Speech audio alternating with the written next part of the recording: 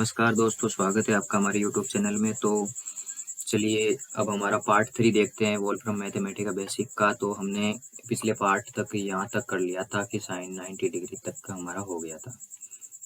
तो इसके बाद कुछ कमांड्स है हमारी, इसी पे बेस्ड है, सम कमांड्स है ऐसी।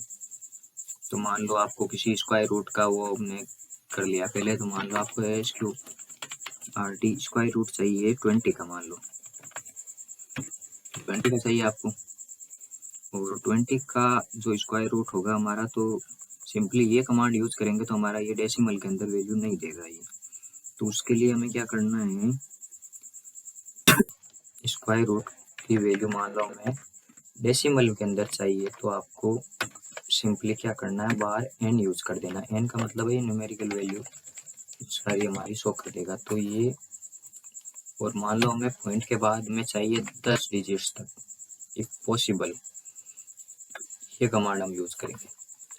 ये जो ब्रैकेट्स है बाहर वाले वो एन के लिए यूज होते हैं, क्योंकि एन के बाद हम ब्रैकेट्स लगाते हैं। और जो अंदर वाला 20, वो ये वाला अंदर वाला है वो एस क्यू आर टी के लिए यूज हुआ है, स्क्वायर रूट के लिए।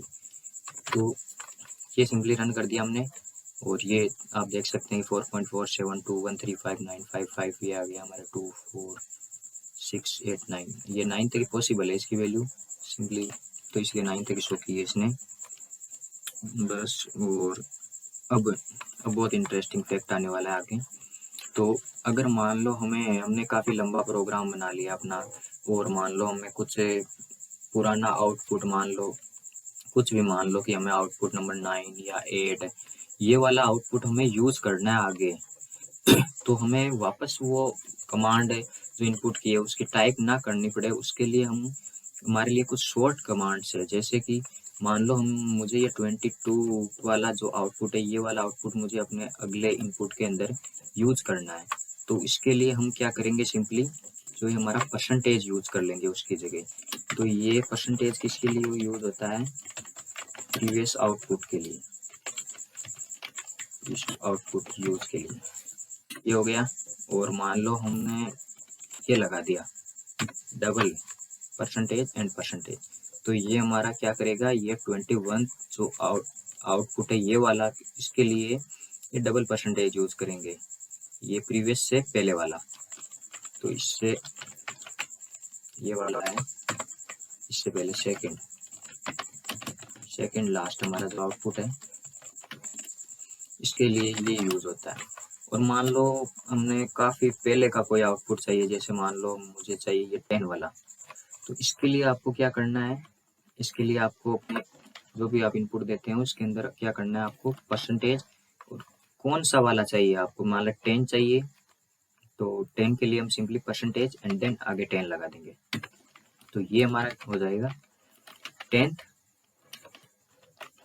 आउटपुट यूज करना है हमें। तो इसके लिए ये वाली कमांड यूज हो जाएगी।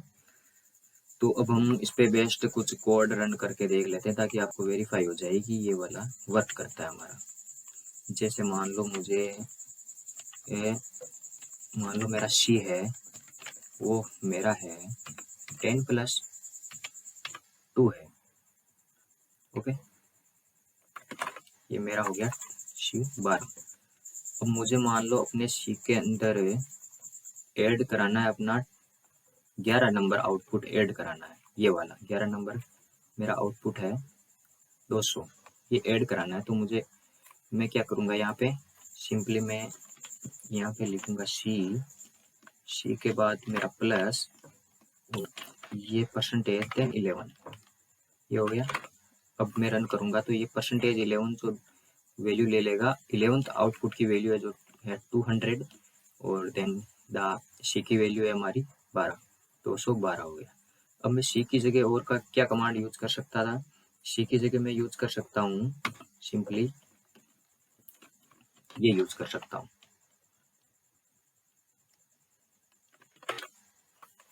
तो ये मेरा 412 क्यों आया, आप गैस कीजिए। क्योंकि मैंने जैसे ये परसेंटेज कमांड यूज की, तो ये परसेंटेज कमांड क्या करती है, मेरा प्रीवियस से आउटपुट लेती है। तो मैंने पहले यहाँ पे सी रख के जब इसको रन किया, तो मेरा ये आउटपुट आ गया 212।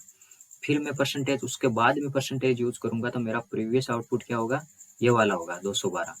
तो 212 के अंदर इसने ऐड कर दिया अगेन 200, तो इसलिए ये 412 आ गया। तो आप कंफ्यूज मत हो जाइए कि इसमें ये गलत हो गया हमारा, क्योंकि जो 24th था जो हमारा इनपुट वो था 212, और उसके अंदर मैंने ये ऐड किया, इसलिए ये आया है। ये आपके डिफरेंशियल इक्वेशन जब आप सॉल्व करेंगे तो ये आपके बहुत जगह यूज होगा ये। और आप प्लॉटिंग करेंगे, एक बार मान लो आपने प्लॉट को चेंज कर दिया कुछ कमांड, तो ये परसेंटेज वर्क नहीं करेगा वहाँ पे, तो आपको अगेन इसको रन कराना पड़ेगा।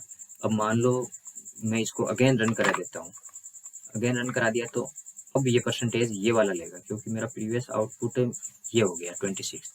तो अब मेरे को ये शो कर देगा 212। देखिए ये हो गया मेरा 212। इस प्रकार आपको ध्यान रखना है। ओके, तो आगे बढ़ते हैं हमारे वीडियो के अंदर।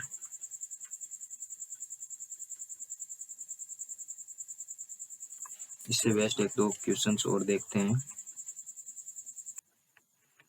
ओके, तो हम वीडियो के अगले पार्ट में देखते हैं कि जब हम लॉन्ग कैलकुलेशंस करते हैं, लाइक डिफरेंशियल इक्वेशंस की हो गई या कुछ भी हो गई, लीनियर हो गई कोई सॉल्यूशन या कोई इक्वेशन हो गई जैसे ए बी सी के अंदर होती है जो, तो उस केस में हमारे लिए सुविधाजनक होता है कि जो हम अपना इंटरमीडिएट रिजल्ट होता है उसको कुछ वेरिएबल दे देते हैं, ताकि हमें बार बार उसको वापस से कॉल ना करना पड़े, मतलब लिखना ना पड़े, टाइप ना करना पड़े।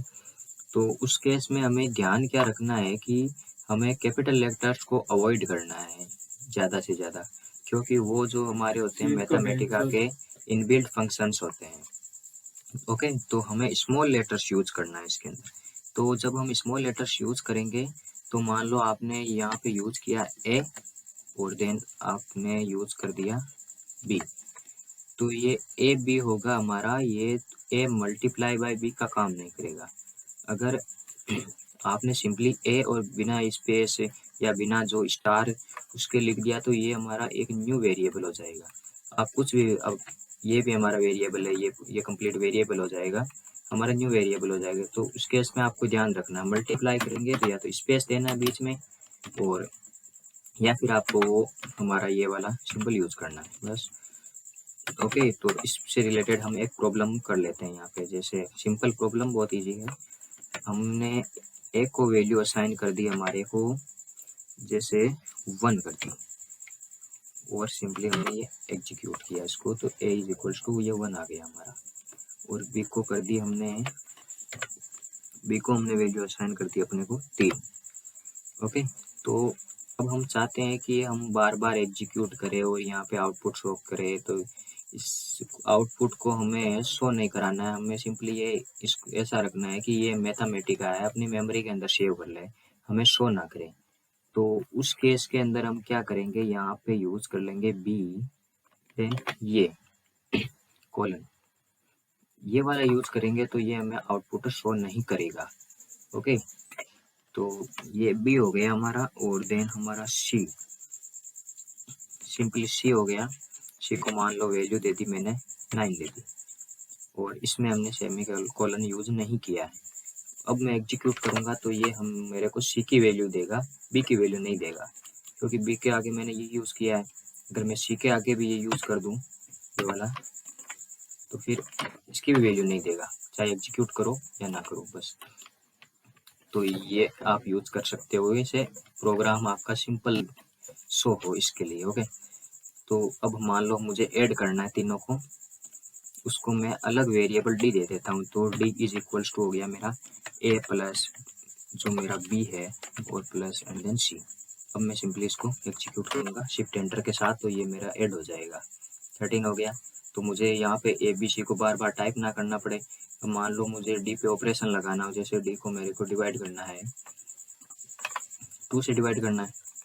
ओके, तो मैंने यहाँ पे लिख दिया टी, डी डिवाइडेड बाई 2, तो ये 13/2। न्यूमेरिकल वैल्यू आपको इसकी निकालनी हो तो आप एन यूज कर सकते हो यहाँ पे। ये हो गया हमारा। मान लो मेरे को निकालना हो कि ई इज इक्वल्स टू है, होगा मेरा ई इज इक्वल्स टू है numerical value of D square ये न्यूमेरिकल वैल्यू दे देगा 169।